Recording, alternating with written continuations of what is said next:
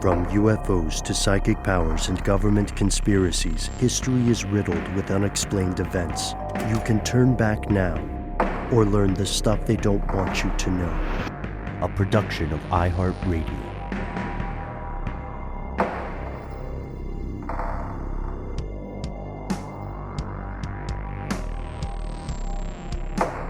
Hello, welcome back to the show. My name is Matt. Our colleague Noel is not with us today, but will be returning shortly. They call me Ben. We are joined, as always, with our guest super producer, Maximum Williams.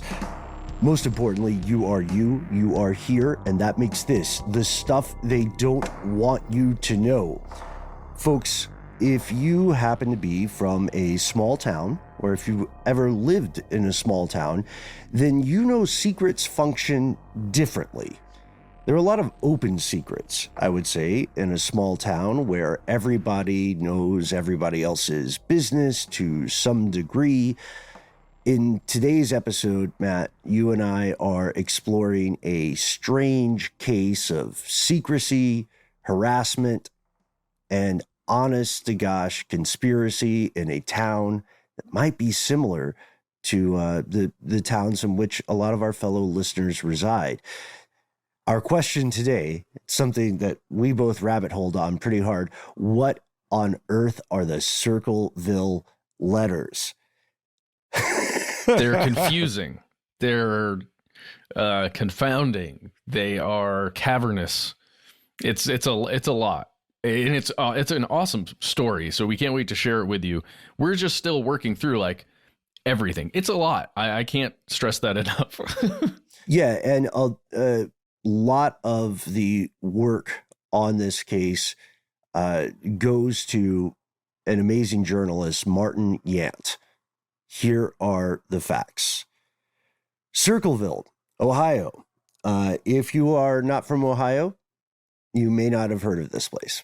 If you've never watched Unsolved Mysteries, you've never heard of this place. If you're not from the U.S., you have certainly never heard of Circleville, Ohio. No. If you're from a big city in Ohio, you probably don't know about Circleville, Ohio. Just so, yeah. It's now this is not us dunking on this town. Yeah. It's the county seat of Pickaway County, Ohio, which is south of Columbus. It's about 25 miles south. And the population as of 2020, about 2 years ago, was just a hair under 14,000. So it's not a huge town, but it's not necessarily a tiny, isolated hermitage either. No. Well, let's get into the history of Circleville. Some of my favorite stuff in this episode is going to come right now. Here it comes. Just prepare yourselves. I'm so ready. Yeah, I'll set you up here, Ben. We gotta. Oh gosh, who is gonna have to do it, Matt? All right, okay, no, you. It's you, dude. It's you. Come on, it's you. It's gonna be you. So the town was founded way back when in the 1800s, and it got its name in 1810, Circleville, because guess what, guys? It was formed as a circle. It began as a circle, so it became Circleville. Yeah, sort of a ville of circles. Mm-hmm. If we're overthinking it, yeah. This circular layout was building upon ancient native fortifications that are associated with something called the Hopewell tradition, which is it's not a single community. It's an archaeological era that flourished between, let's see, right now, the best estimates are 100 BCE to 500 CE. So very, very, very old.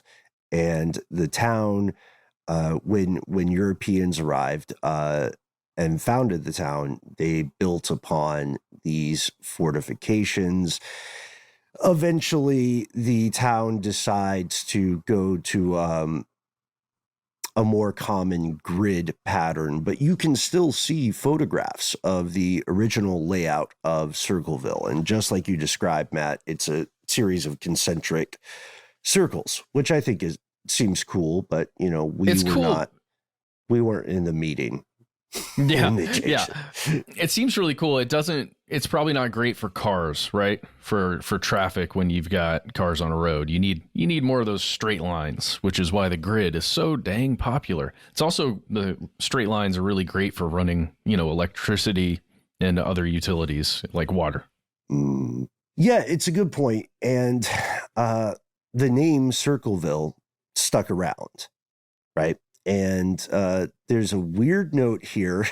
Yep. If you go to Circleville, and we have not personally visited, but if you go to Circleville, you will see a weird thing that happens with a lot of towns, a lot of cities, even like here in Atlanta.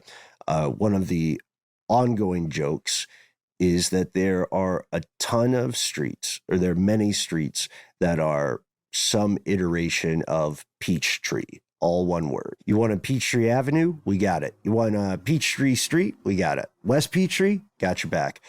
Peachtree Battle? We got northwest, northeast, southwest, southeast versions of all of them. All of them. And so Circleville, Ohio, this has nothing to do with the story, but Circleville, Ohio has their own equivalent of Peachtree, doesn't it? It does. It's a different name. It's not a tree. It's not a piece of flora or even fauna. It's a proper name. It's a proper noun. It's gotta be you, man.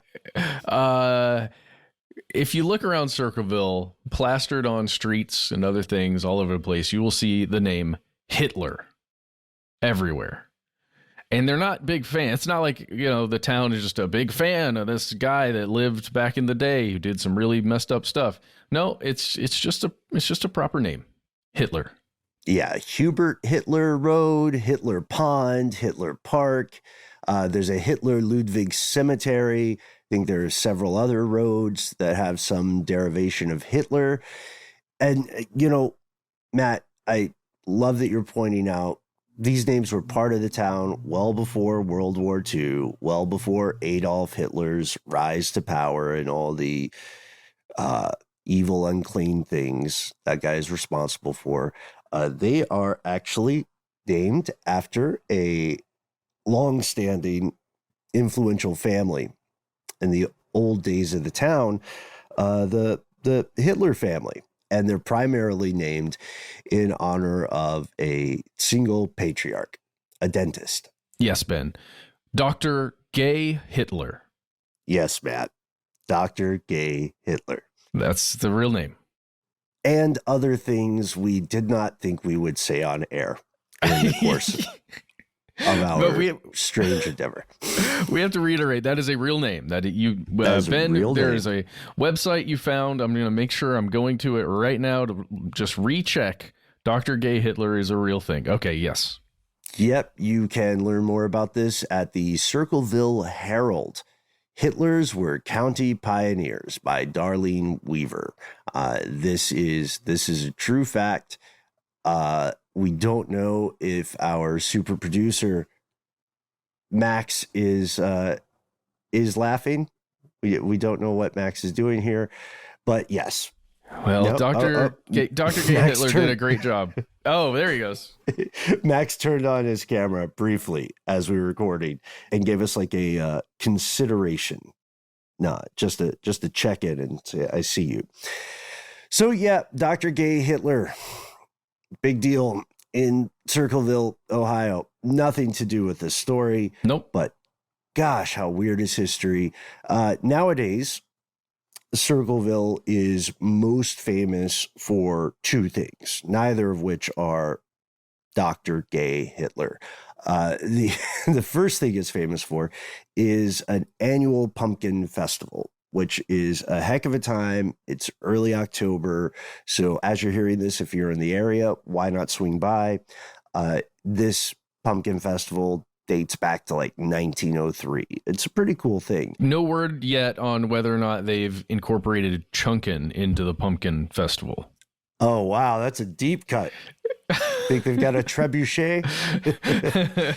Sorry. All right. But there's another reason, right, Matt, that people have heard of Circleville, Ohio, and it's much less wholesome than our gay Hitler jokes. Yeah, very much so. The reason why we're making this episode is because there's a thing called the, quote, Circleville letters. It's a series of letters in the 1970s and 80s.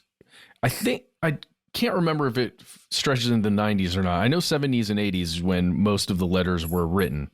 These are threatening letters. These are anonymous letters, handwritten, and they were sent to a variety of people, many, many people.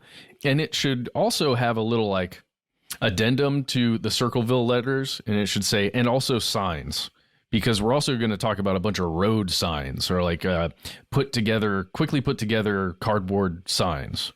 Yeah, the story starts really with a local school bus driver named Mary Gillespie.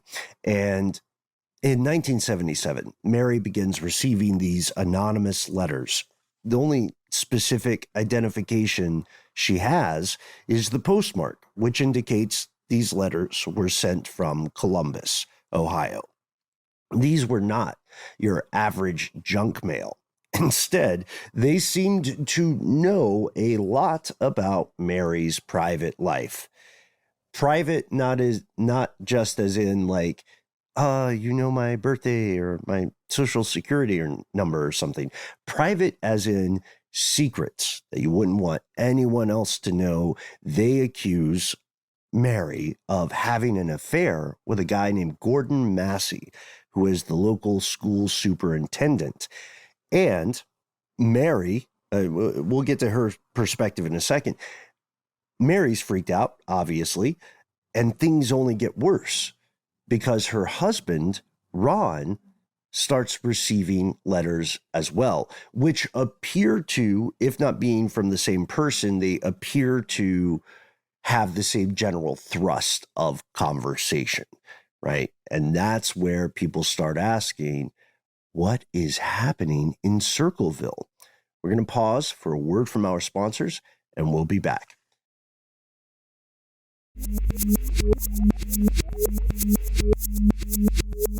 Here's where it gets crazy.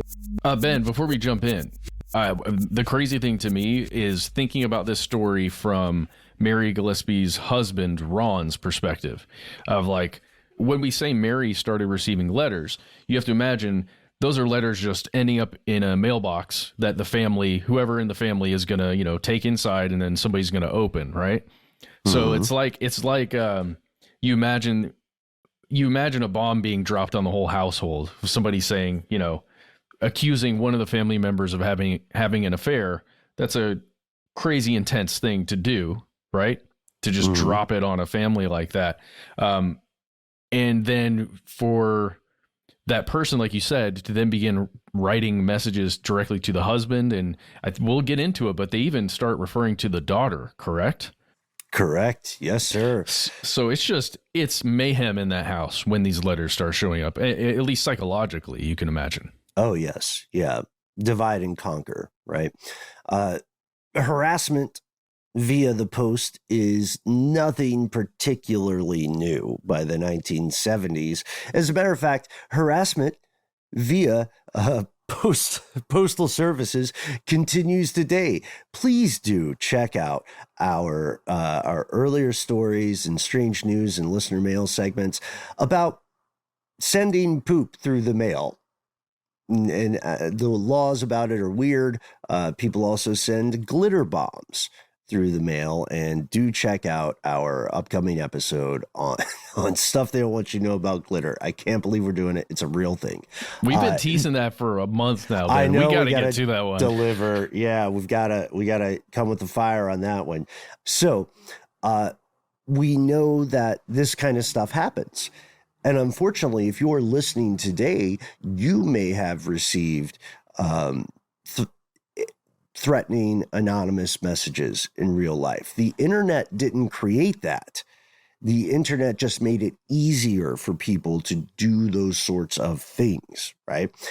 So whomever is targeting this family in Circleville, they seem to have two things. They seem to have some sort of inside knowledge, unless they're absolutely trolling, and they seem to have a hell of a spiteful agenda. Like to your point, Matt, that your spouse is getting these weird letters. After you get these letters, your kids are getting involved. What do you do? To whom do you turn? Eventually, the Gillespies share the letters with Ron's sister, Karen, and her husband, a guy named Paul. This is Karen and Paul Freshore. Okay, so let's get the family straight here, because this is kind of hard to keep in your mind. You've got Mary and Ron; those are the Gillespies, and then you've got Karen and Paul, and they're it's two different families, but they are related because Ron and Karen are brother and sister. Yes. Sorry, I had to do that like 3 times in my head while I was going through the research here, just to make sure I understood. Yeah, we got Mary and Ron, Paul and Karen. Okay. Mary, Ron, Paul, Karen. Yeah. Got it. So Mary, at this point, when she's sharing these letters, she apparently has a couple of hunches or suspicions about the identity of the letter writer. And so she and her husband, Ron, send letters of their own, and they're essentially saying, stop, like cease and desist, without a lawyer. That's what they're saying. And Mary believed it was this person because it was another bus driver. Remember, she's a bus driver at the school where she's being accused of having an affair with the superintendent.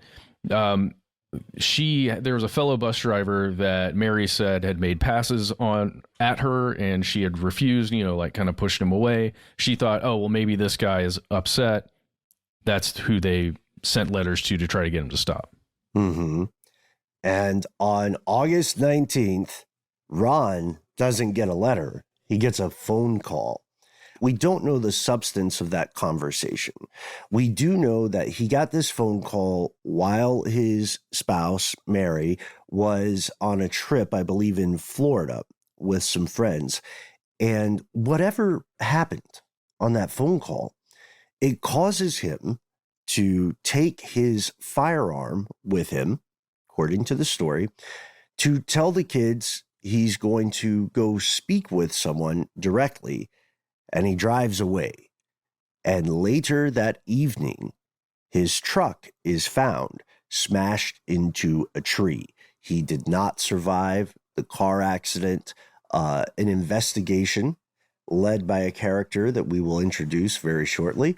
The investigation into the accident and his death concluded that he had a blood alcohol level of 0.16.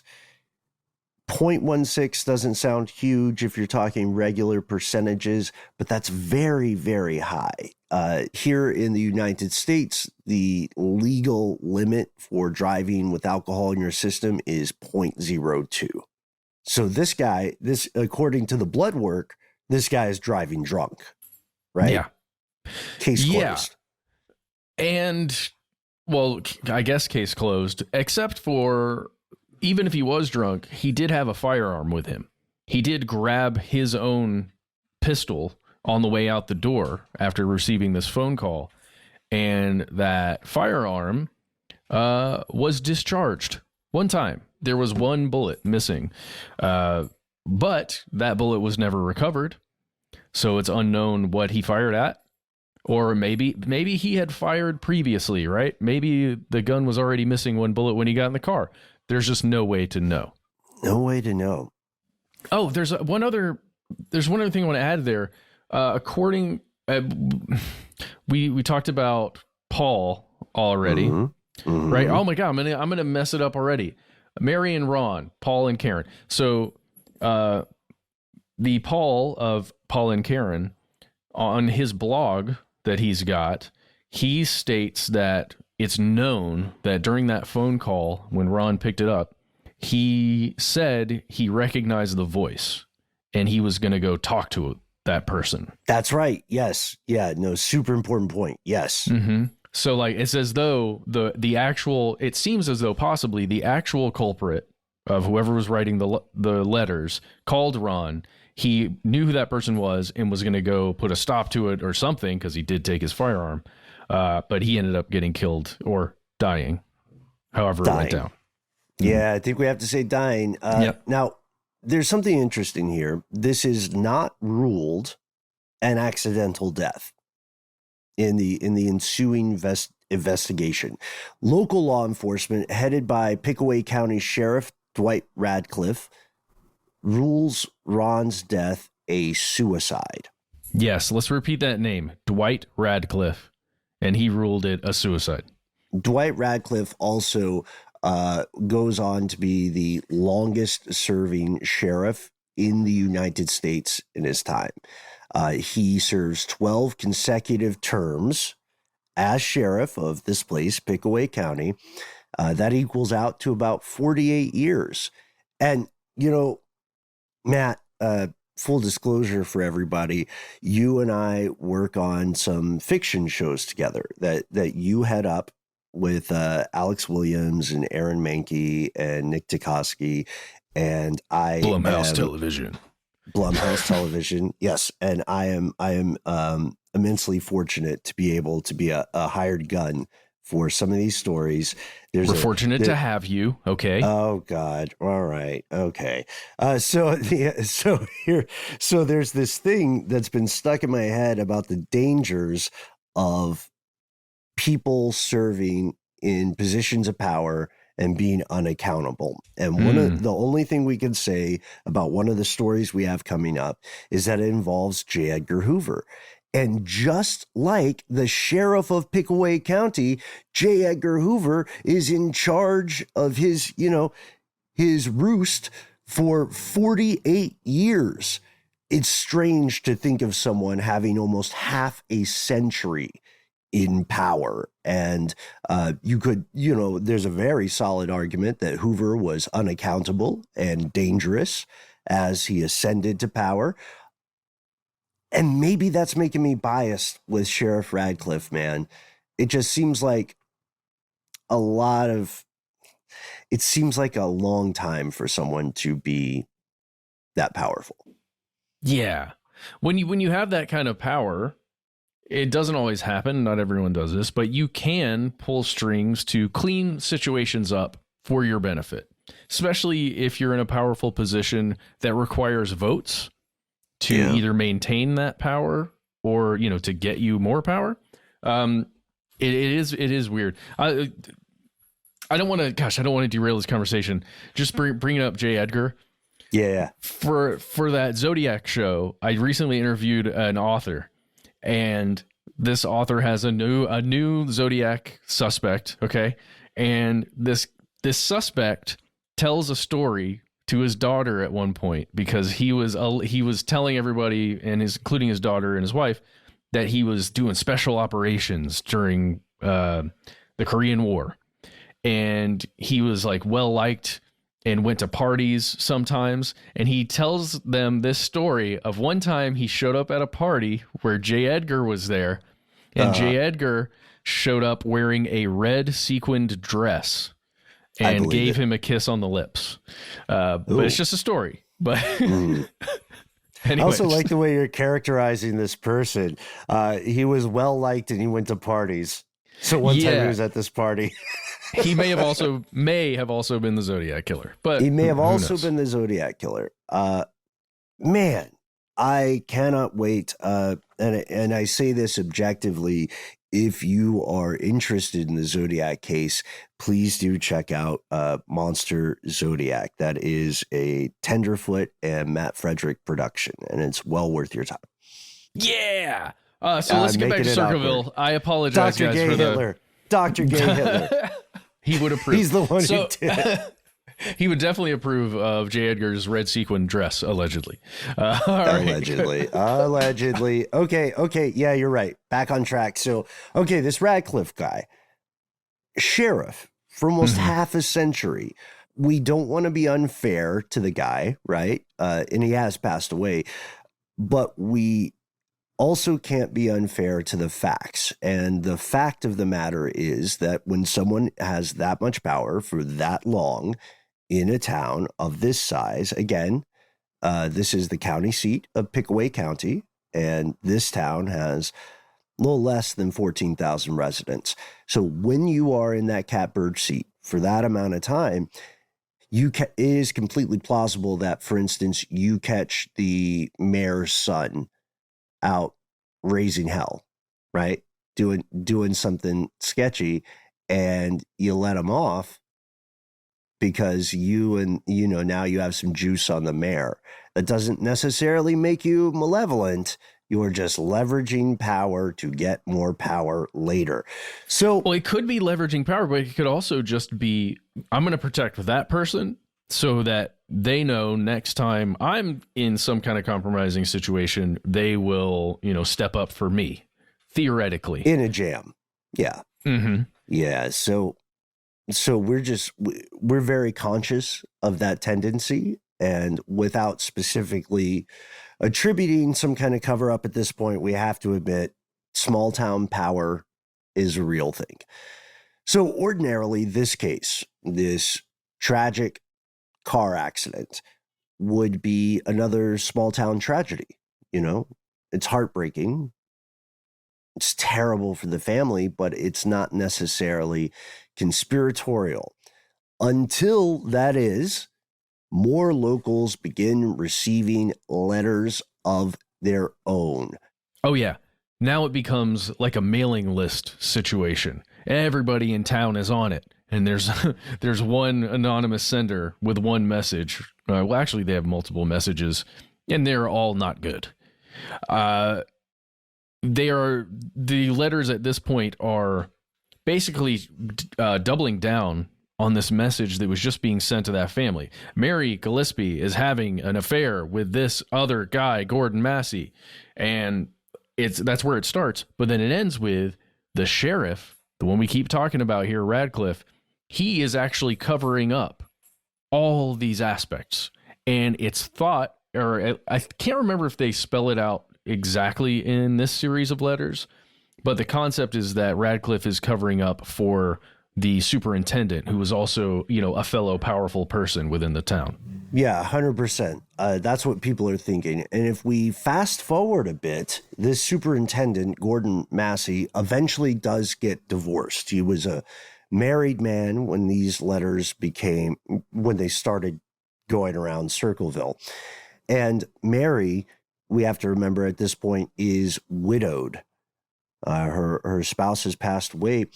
So eventually, the widowed Mary Gillespie and the now divorced Gordon Massey do begin a romantic relationship. This is not a rumor. It's not conjecture. They cop to it. But their stance was always that they did not begin this relationship until after Ron died somehow in that auto accident. Yeah. If you go to Paul's website, again, that blog that Paul for sure created, he alleges that affair was definitely happening. I think he even alleges that, remember that trip that Mary was supposed to be on the night Ron died? Right, to Florida with friends, yeah. He alleges that trip involved Gordon Massey as well. It was with friends, but Gordon was there too. That's what he says. So, it's 1983 now. Mary begins receiving more letters, and the situation escalates past just mean messages in envelopes. Let's go to 3:30 p.m. It's February 7th, 1983. Mary's driving the school bus route that she always drives, and she sees a sign, like you were setting up earlier, Matt, attached to a fence post. And the lettering of this sign, the message, is about her daughter. So she stops the bus, pulls over, and goes to grab this inflammatory sign. Yeah. And she picks up the sign. So imagine a post and then a cardboard box of sorts on top of that post, and then there's words written on it. She picks up the box and the post, Right. Yeah. And this might sound weird when we're describing it. So by way of comparison, if you were ever driving in a neighborhood or walking through someplace and you see for sale signs on homes, then they'll often have a little box attached to the signpost where, there's like a pamphlet or something with information about the house or the realtor or whatever. And, this is kind of similar, but it's very, very bootleg. Obviously, she's freaked out. She's been harassed for years at this point. She pulls the sign up and she just puts it on her bus, by the way. Yeah. Yeah. And it's 3:30 p.m. That's like, I got kids on the bus time. Yes. And she picks this sign up, just puts it on the bus and goes about her business. And because this is a small town, of course, we must already know that the kids are going to mention this when they get home. That's going to be the talk of school for at least a day or so. So here's the thing. This is not a realtor sign. This is not a for sale sign. This is meant to be a trap. Yeah, a booby trap. Okay, so I guess we can describe it this way. The signage is written on the front of that box, right? And it was, or at least it appears as though the perpetrator, the person who created it, believed that when Mary saw it, she would just grab at the sign, the part that said the bad things, and just rip it up. Like just grab it off and take it. Because inside that box, there was a pistol pointed outwards. Like if somebody was reading the sign and they pulled it off, the gun would have been pointed at them. My dogs are really excited about this part. I'm sorry. I'm going to calm them down in a second after I stop talking.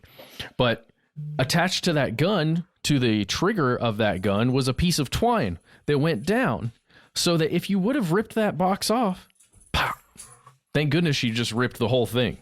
Yeah, the idea was pulling the twine would pull the trigger, would fire the gun, would shoot the person who appears to be, the target appears to be Mary, the school bus driver, because this is purposefully posted on her route. You know what I mean? So honestly, the trap is amateur work. But you start to ask questions again. Why were there not fingerprints on the gun? Where's the serial number? The basic stuff. Mary turns this insidious contraption over to law enforcement. They look at the firearm and they say someone has tried in a super not great way to erase the serial number, to file it off. And the culprit is unsuccessful. Police are able to dig in and make out that serial number. They find it, which means they can trace the gun, and they match it to another guy in town, Mary's former brother-in-law, Paul Freshour. Oh, we should say at this point, Paul of Paul and Karen, they have divorced. They're no longer together. They split up. And it should be noted that Paul states it's because he discovered his wife was having an affair, and that's why he initiated the divorce. He hired a private investigator and then divorced. Interesting, right? Interesting, right? Yeah. And so Sheriff Radcliffe does the right thing. What you should do in that situation, goes to Paul and says, "Hey, is this your gun?"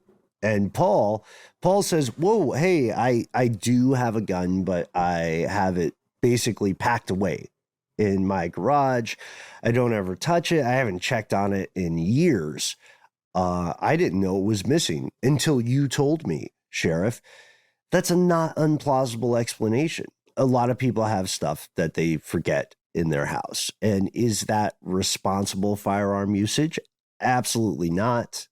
You kind of want to be aware of items like that in your home. Especially when, like Paul, you have children. Right. Yeah, even more so. And Radcliffe is not convinced, by the way. He says, "Okay, all right, take this handwriting test, because the police, by this point, the sheriff's department, they have photocopies. They have the originals of these letters, and you can go online and see screenshots of these letters. And so the main thing to take away from this is that those letters are handwritten. So the sheriff asked Paul to copy as close as he can the handwriting of some of these anonymous letters targeting the Gillespie family. And in the sheriff's opinion, this is close enough to seal the deal. Looking at Paul's handwriting and looking at the handwriting of the anonymous letters, they like him for it. They think it's close enough. And the gun and the handwriting samples are the primary pieces of evidence when Paul Freshour goes to court on charges of attempted murder. There's another thing about his alibi that's like sort of a tertiary piece of evidence. Someone who looks like him is seen at a time where, it doesn't 100% look like he is where he said he was. So that's sketchy. Well, because he took off work the day that the box was found. He took off work. I mean, if you need time to set something up like that and then go plant it somewhere, it would make sense. You can see why law enforcement would like him. As you said, he looks good for it. Yeah, exactly. And, regardless of where you stand vis-a-vis a cover-up of some sort, at this point, law enforcement is looking like they're taking the right steps, at least the right investigative steps. The jury agrees. Paul Freshour is found guilty. Sheriff Radcliffe tells the press that, this guy, Paul, confessed to writing somewhere between 40 to 50 threatening letters. There's only one problem. There's no record of that confession. And Paul himself says he never said anything like that. It just gets curiouser and curiouser, and there are more complications on the way, but we have to pause for a word from our sponsor.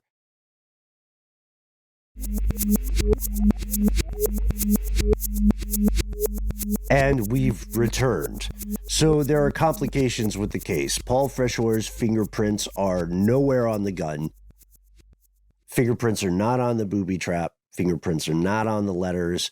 They search his house because, of course, that's, the correct step to take. And they find no additional corroborating evidence. There's no, like you look in the garage, there's nothing to indicate somebody built a weird booby trap that doesn't work. And you also don't see ammunition. You don't see an obsessively filled out notebook with revenge schemes and paranoid thoughts. None of that. Looks like a normal house. It does. But you do have to imagine, this guy is really close to them. He would know where they live. He would know what what Ron's vehicle looks like. There's all these other pieces of circumstantial evidence and considerations that are there.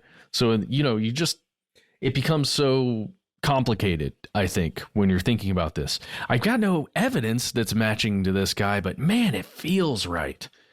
I'm just trying to take the perspective of law enforcement if we're going to imagine they're objective observers, right? So then let's get into the court where Mary Gillespie is testifying specifically about the divorce of Paul and Karen. Remember, they got a divorce, the other affair thing. She states that Karen confided in Mary, that she believed Paul might have been the author of those letters. She comes out and she says, I think it might have been him. But you have to remember that those two went through a contentious divorce. So then you have to think, well, is Karen putting spin on what she's saying? Or is, Paul actually doing this? You know what it is? I feel like in this story, Ben, there's no reliable narrator. There's no person that I can trust what's happening, because even the sheriff I don't trust. Yeah, maybe I was a little unfair to him, but 48 years is a long time. So, No, you're right. And well, you should see what Paul for sure has to say about the sheriff. Oh, yeah. In his yeah, letters he writes to the FBI. Woo. Okay. Yeah, Paul for sure is or was for the rest of his life adamant that he was not guilty of the crime of which he was convicted. He was convicted. I guess we should make the historical note there in the courtroom when his ex-wife says, I think he might have been the author. Paul's team says, if this is true, why didn't you bring it up during our acrimonious divorce? Mm-hmm. Good question. Because he got custody of the children. Right. The writer of those letters probably wouldn't have gotten custody of the children, I'm assuming. Right. Yeah, that would have been a pretty significant intervening variable. So it's a valid point. Honestly, we can agree to that. But still, again, he is convicted. He is sentenced to 7 to 25 years behind bars for attempted murder, insisting upon his innocence the entirety of the time. He's sent up to Lima, Ohio.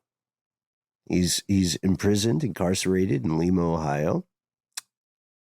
And these letters start coming out, but they're not from Lima, Ohio.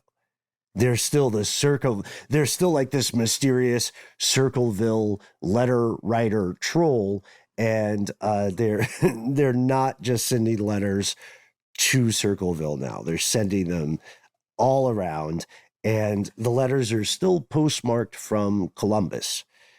And Columbus is 90 miles away from Lima, 90 miles or so as the crow flies. That's a feat, right? The guy gets in jail and he can still send these letters from 90 miles away? Yeah, exactly. You think he'd be better at filing off a serial number, huh? So Sheriff Radcliffe is convinced. He's like, don't talk to me about time and distance and how, crows fly and all that malarkey. This guy is somehow masterminding an evil letter writing campaign from prison. Put him in isolation, put him in solitary, and they do it. And he's constantly monitored. He's got no access to any kind of writing materials. The works. There is physically not a way that he could write and send a letter himself, but the letters keep coming. That's one of the weirdest parts. Yep. And it's funny. So for sure's in prison, he gets a parole hearing, right? Mm-hmm. And one of the major reasonings behind denying him parole was that, look, you're in here, but you're still sending all these letters. Like, what are you doing, man? Don't you want parole? Stop sending the letters. Yeah, it stinks. It's a terrible situation. And after he gets denied parole, he receives a letter that is essentially dancing on his grave and mocking him. It's a real twist of the knife. Well, it even talks about how we told you that we were going to set you up or whatever. I mean, it's so strange. Like, we told you we were going to set you up. You'll never get out of prison. Who are these people? Who is this person? Yeah, people, person, right? Is it plural? Is it singular? We're going to find out. Well, we're going to see some good guesses. In May of 1994, Paul for sure is old. And this is largely thanks to an astonishing journalist named Martin Yant. Martin Yant brings the story to the public eye. The Circleville saga is featured on an episode of a TV show called Unsolved Mysteries, which many of us in the audience remember, know, and love. And then it gets weirder. Matt, the Unsolved Mysteries TV production team is working on this episode. And it's not the whole show. If you remember Unsolved Mysteries, it's an anthology series. So episodes don't necessarily connect. it's a new thing every Thursday at 9 or whatever. So they're working on this episode. And then they get a letter. They get a postcard that says, you want to do a sinister voice? I feel like this needs a good sinister voice. Forget Circleville, Ohio. Do nothing to hurt Sheriff Radcliffe. If you come to Ohio, you El Sickos will pay. El Sickos. Yeah, spelled with EL, like in Espanol. Yeah. El Sickos. And it's signed the Circleville writer, or I think Circleville writer, maybe? Yes. Yeah, just so. And now we've got an even stranger situation. Look, whomever is opening the mail for Unsolved Mysteries, that hapless production assistant, that's a weird day, right? They probably got a lot of strange mail on Unsolved Mysteries. Anyway. This is something we should point out, too. And this is according to Paul Forshore's website. According to him, many of these letters contained arsenic within them, within the envelopes. Right. Yes. Yeah. But I haven't seen that written in a lot of places. So I don't know the truth there, like if that's real or not. All I've seen is the claim on his own blog. Okay. Like I haven't. I mean, that's not to say there may not be corroborating sources there, but I haven't seen like a police report that says there was arsenic. I didn't either. But if there is, please send it to us, folks. Well, if there is, I'm just thinking about the team opening the letters. Like, could be dangerous, I guess. No, that's really a point. Well, also they're getting, this one is a postcard, so there's not an envelope to contain. I guess they could have like rubbed arsenic on it. I don't know. Don't send people arsenic in the mail, you know? Yeah. That's good. That's really good. Is that a hot take for us? No, I think that's okay. It's okay. Okay. Yeah, I think we're okay. Hopefully that's something we can all agree on. Stop sending arsenic in the mail. And be careful about the poop. Anyway, Dr. Gay Hitler. At this point, Paul Forshore reaches out to the FBI, as you mentioned earlier, Matt, and he is asking the FBI to investigate that death of Ron Gillespie all those years ago. And he wants to clear his name, but he's also, again, saying, look, I physically could not have written these letters, right? Not all of them. I provably could not have been writing all of them. And he is ultimately unsuccessful in that no other author of these letters has been accused in a court of law, even now in 2022. And so Paul Forshore, though he does die a free man, he dies and he loses time that he will never get back. He passes away in 2012, telling the world that he is innocent. And so the town gossip, again, small town rules, it's reaching a boiling point. If it wasn't Paul sending these letters, asked the locals, then who could it be? And to this day, that answer remains officially unclear. But our journalist, Martin Yant, I think he makes a pretty persuasive argument for multiple letter writers. Yeah, I mean, I think so too. I think it makes sense.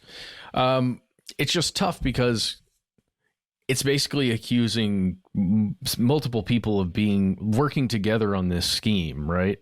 One of the people that really surprised me, but the more I thought about it, the more I was like, I guess that's plausible, was Gordon Massey, the guy who was allegedly having an affair with Mary. The person that Yant is making a case for here is Gordon Massey's son, who, you know, if you play it out in your mind, maybe the son found out that his dad was having an affair and he wanted to stop it, so he's writing letters to try and stop it. That logically makes sense, right? But there's not much you can stack up as far as evidence goes to try and prove that. Yeah, we have to be careful not to treat it as though we're writing a soap opera. You know what I mean? And But it feels like a soap opera. It definitely does feel like one. Yes, it very much does. It's all about relationships. So this argument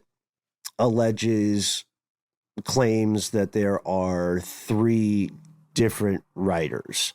It is definitely possible for groups of people to anonymously conduct these kind of criminal conspiracies, right? Like this really makes me think of the earlier Japanese case, the monster with 21 faces. Remember that one? Never caught. They're never going to be caught. They got away. And, so it is possible. And do check out Martin Yant's work. He makes compelling arguments, but again, there are no official conclusions. To this day, the police and law enforcement maintain that Paul Freshour was the Circleville writer. Like we said, he kept a blog until he passed. You can read it online today. All of this together means that, yes, a conspiracy of some sort occurred. There is stuff they don't want you to know. And it is possible, not proven, but possible that the true architect of the Circleville letters escaped justice and might be alive today, right now, listening to this show. Don't write to us. Please don't. Please don't write to us. Like, no, thank you. So I don't know. That's where we leave it. And there's so much more to this story. There have been a lot of compelling investigations. 48 Hours did a show or an episode on this. The Unsolved Mysteries episode is a good primer, but I think it skips over some stuff. There's an FBI profiler. Yeah. Pretty awesome FBI profiler that looked at the case. Mary Ellen O'Toole. She looked at them, and I forget exactly what she was saying about it, but she was just mentioning how difficult it would be to actually to physically write and send letters while in prison if you are specifically in custody the way that Paul was in custody, right? So like you have to assume, I think, that there is at least one other person that was writing the letters, whether or not Paul was at the heart of this or involved in any way. Yeah, because again, there's that timeline discrepancy, right? Mm-hmm. There is a time wherein this man could physically not have sent letters. He couldn't have written them and sent them. There was something weird though, Ben. Oh God, we have so many sources, just full disclosure, everybody, so many sources for this episode. Yeah. There's one piece of writing in here that mentions Paul's handprints or some kind of hand or fingerprint of his was found on one of the letters that was sent while he was in prison. So there were at least one or two examples where his fingerprints were found on the letters. You're right. Yeah. So like, what does that mean? What did he touch paper that then got sent out that was carefully handled by somebody else? Or did he actually write one or two of the letters? It's just confounding because you can't prove any of it. Well, then also there's the theory that he may have had someone, even without his knowledge, writing letters for him as like a copycat crime to help him get out of incarceration. That's the thing, because there's anonymity here. Any number of explanations may be plausible, but again, people just aren't happy with the official conclusion. And we want to hear your thoughts, folks. Let us know, what do you think the truth is? Do you think one man wrote these letters and was rightly convicted? Do you think that there were more people at play? And if so, do you think they are alive and free today? We can't wait to hear your thoughts. Try to be easy to find online. Facebook, Instagram, Twitter, all the hits. If you don't sip the social meds, if you prefer to read a book, we have a book coming out, audiobook form as well. You pre-order now, stuffyoushouldreadbooks.com. Art by the one and only Nick Turbo Benson. You can also, if you would like to just hop on the horn, you can give us a phone call. Yes, our number is 1-833-STDWYTK. When you call in, it's a voicemail. Give yourself an AKA or a moniker of some sort so we remember you next time you call in. You've got 3 minutes. Say whatever you'd like. Please do include whether or not you give us permission to use your name and voice in our episodes. If you've got more to say than can fit in that 3-minute voicemail, then why not send us instead a good old-fashioned email? We are conspiracy@iHeartRadio.com.